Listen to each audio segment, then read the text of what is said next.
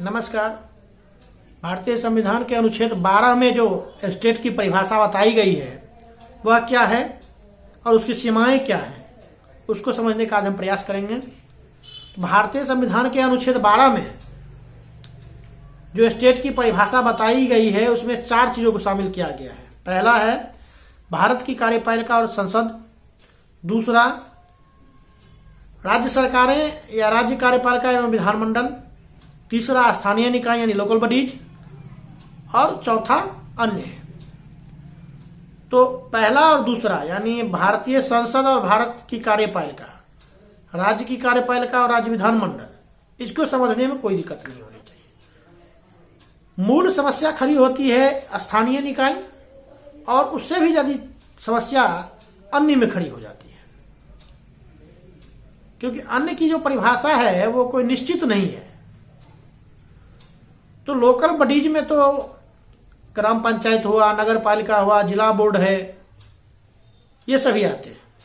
और अन्य में कौन सी होंगी? तो अन्य में ऐसी कोई भी संस्था जो आंशिक तौर पर या पूर्ण रूप से भारत सरकार द्वारा वित्त पोषित है अथवा आंशिक तौर पर या पूर्ण रूप से सरकार के किसी कार्य में इन्वॉल्व है या सरकार के कार्यों को करने के लिए रिस्पॉन्सिबल है, वो सभी स्टेट के अधीन आती है।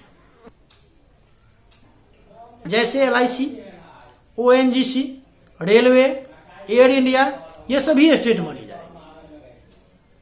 एक समस्या यहां खड़ा यह हो जाता है कि स्टेट के इस परिभाषा से भारतीय न्यायपालिका को निकाल दिया गया है। तो क्या भारतीय न्यायपालिका स्टेट नहीं है? और अगर भारतीय न्यायपालिका को स्टेट नहीं माना गया तो क्यों स्टेट नहीं माना गया? स्टेट की सीमा से क्यों बाहर किया गया?